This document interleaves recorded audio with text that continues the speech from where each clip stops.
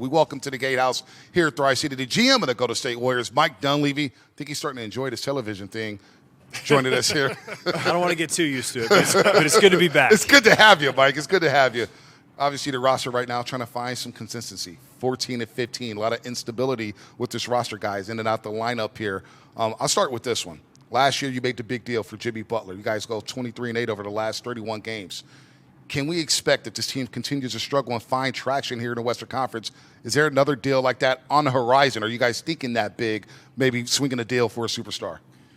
Well, we'll look to do stuff that makes our team better, but I wouldn't bank on that type of move. I mean, to get a guy like Jimmy Butler to have the improvement we did from being a 500 team to, 23, you guys have quoted 23-8 or whatever it was. I mean, that's going to be pretty unrealistic. I think that the key with this team, frankly, right now and moving forward is improvement from within. And the biggest area we know is turnovers. We've got to start taking care of the ball. We're doing some really good stuff defensively. I think we're third in the league defensively. People talk a lot about our size. Between Quentin and Draymond, when those guys are in the game, our rim protection is fantastic. So feel really good there. And then, other thing, too, is like when Steph's off the court, Jimmy's on with the group, our offense is pretty good.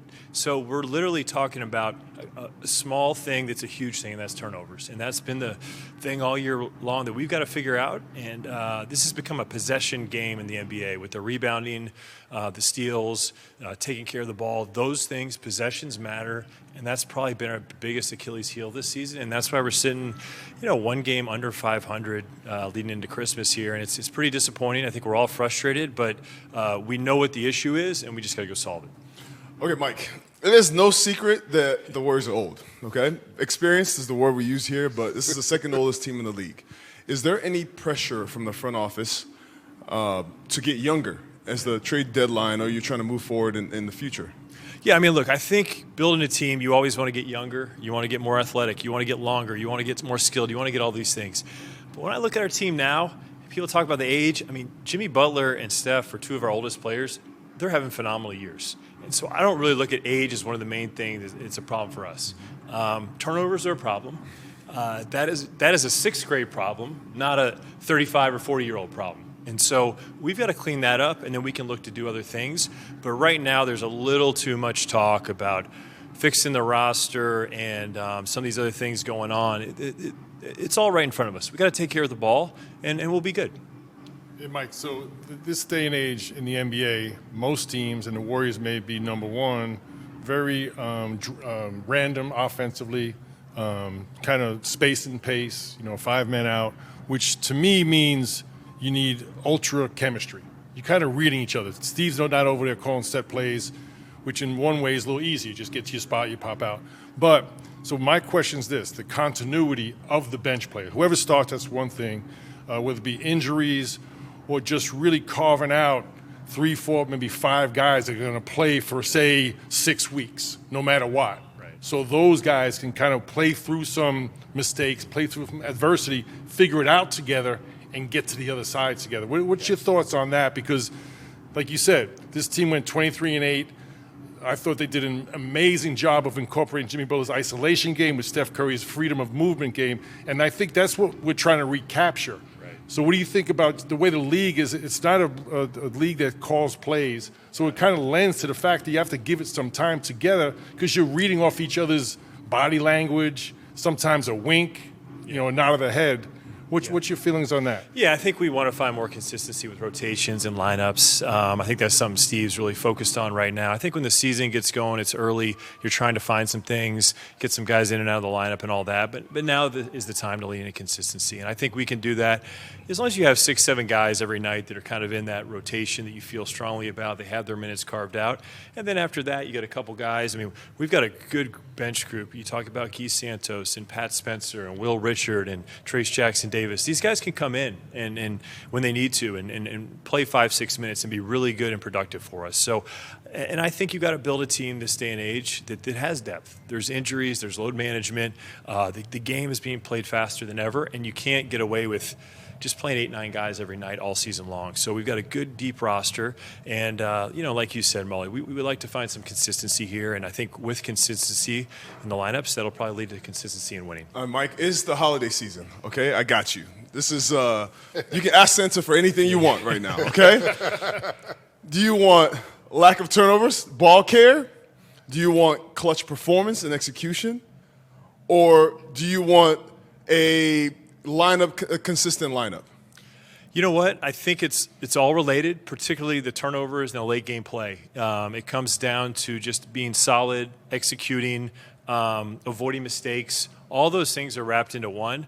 I think if we solve the turnovers, the late game stuff with our approach and our outlook on things, like I think that all covers itself. And so if you're asking me to pick one, I would personally, take turnovers. I think it's pretty important because look, the more you get the ball up on the glass, whether you're making it or getting an offensive rebound, you've got a chance in this league. Some of the top teams offensively are the best offensive rebounding teams. If you turn the ball over, you got no chance at offensive rebounding. So again, we're talking about the possession stuff. We know what we need to do, and I'm hopeful we can go out and do that. And Mike, we saw Will Richards step up last game pretty much out of nowhere. Had an incredible game. So things changed quickly. All the guys you mentioned off the bench, Moses, Brandon, up and down that roster, they're all young, athletic guys. They're young. So you go from very experienced to very young, TJD. Right. And the fact that things can change so quickly.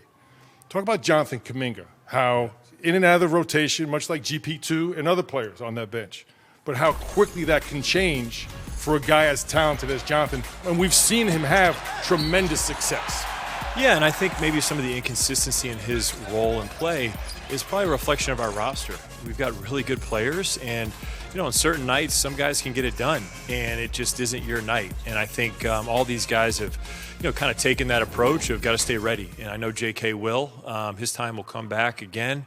He played a little bit in Phoenix the other night. Was sick the prior game, so he knows what it is. He's been around here for 4.5 years, and he's a talented guy. We need him, just like we do the rest of the guys 1 through 15. And to me, Festus and Bonte and Mike, to me the biggest difference from a average NBA player coming from high school or college is being able to do it every night. Yeah. And not just 40 games, because you used to playing 40. Now you play 82. And that takes time. And all these guys, 3, 4, 5 years in the league, they're still learning. So I think there's like you said, I think there's a lot of talk about what needs to happen.